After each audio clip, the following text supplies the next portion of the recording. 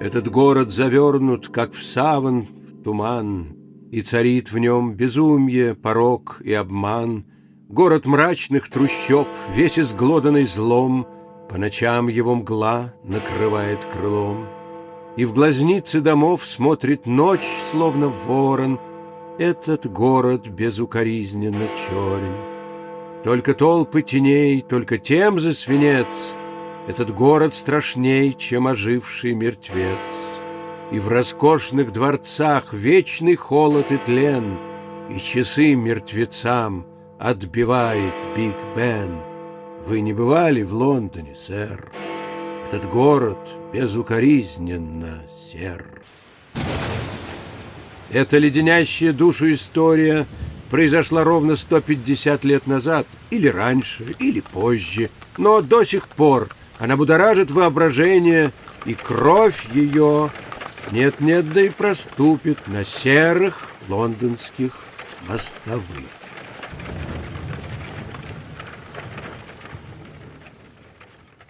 С надеждой в сердце и бритвой в кармане невинно осужденный Суинни Тодд после 20-летней каторги возвращается в родной город.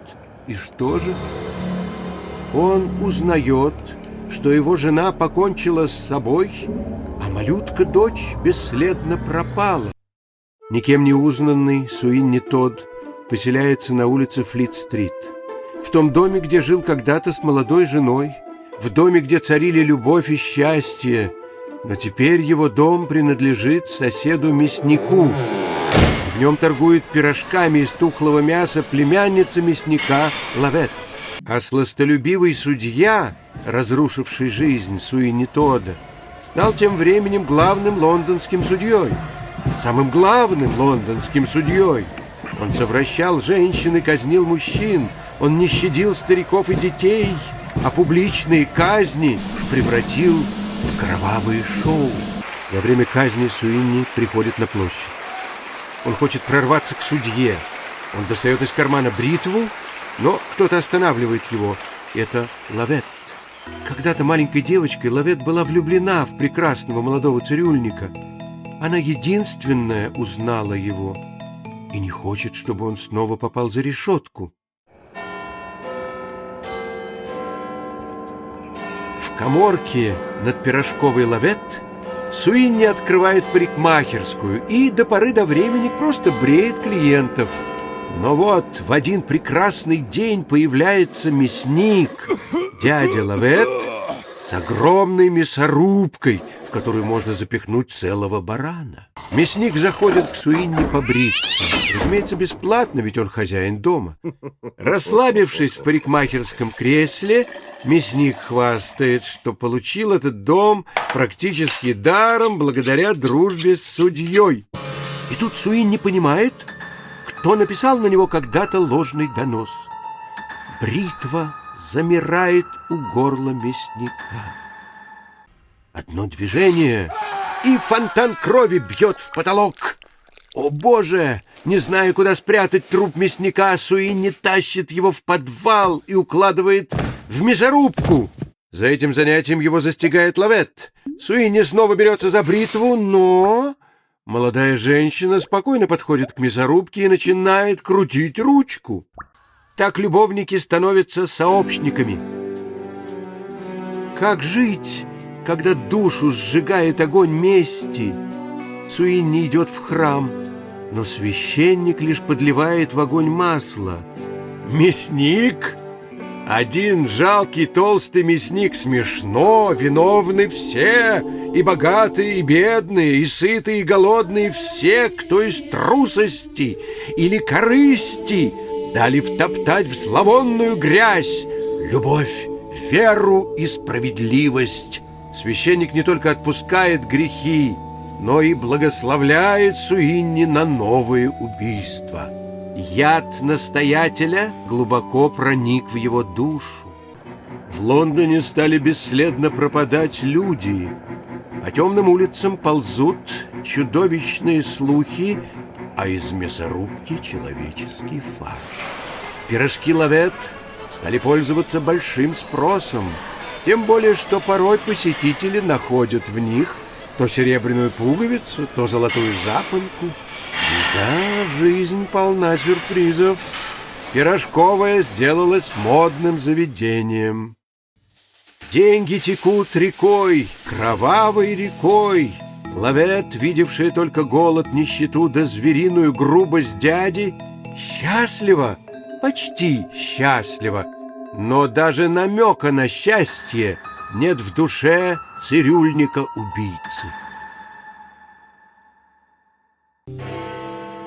Напрасны мольбы и бесплодны молитвы. Здесь время гуляет по лезвию бритвы, и все мы гуляем по лезвию бритвы, по лезвию бритвы.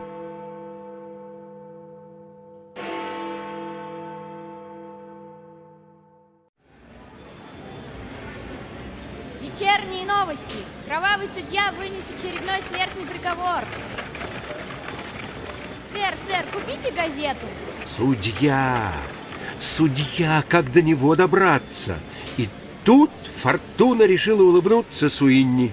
Как Дэнди лондонский одет, в цирюльню заходит франт. Ему повезло, он выиграл в лотерею счастливый билет. Билет на бал-маскарад к судье.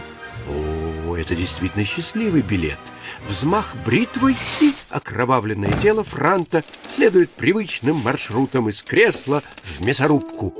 Облачившись в костюм смерти, сменив бритву на косу, Суинни отправляется на бал к судье.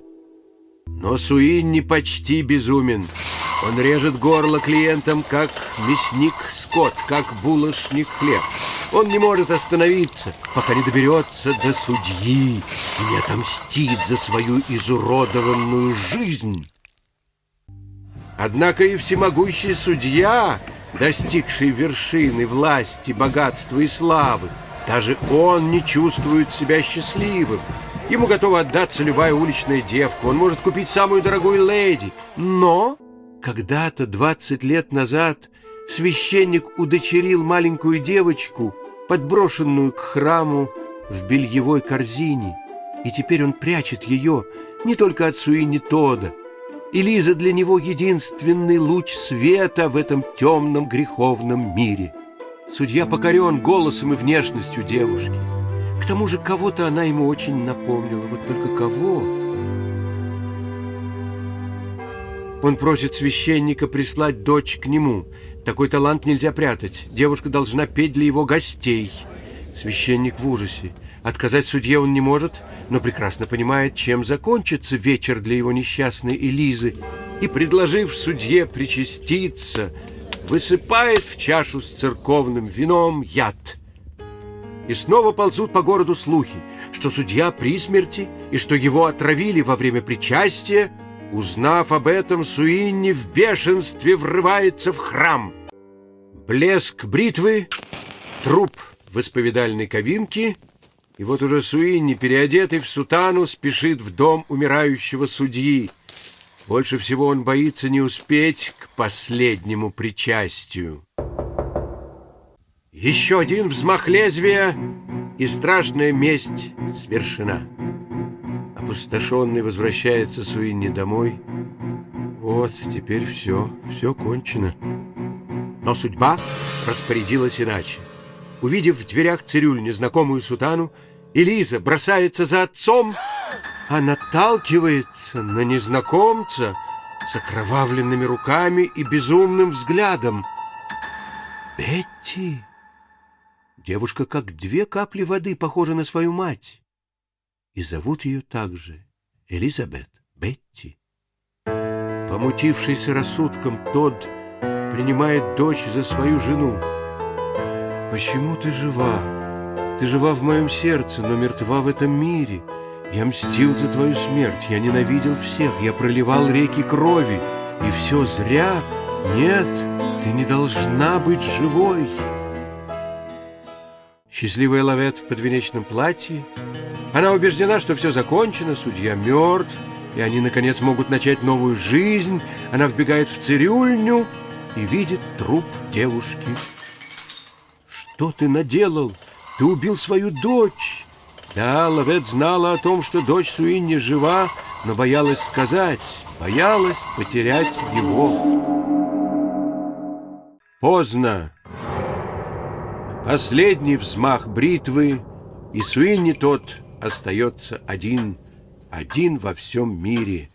В полной тишине сама начинает крутиться ручка мясорубки. Суинни подходит к жерлу адской машины, к самому краю. Так закончилась эта жестокая история, правдивая история Суинни Тодда, цирюльника с Флит-стрит. История, отголоски которой до сих пор слышны под Вестминстерским мостом и под сводами Ковент-Гардена. Вы не бывали в Лондоне, сэр. Этот город безукоризненно сер. Вечно серые дни, вечно серый рассвет. Ветер рвет, как клочки прошлогодних газет. От сгоревших судеб поднимается дым, и нигде нету места живым. И течет в его жилах, как ржавчина, кровь. Этот город безукоризненно мертв.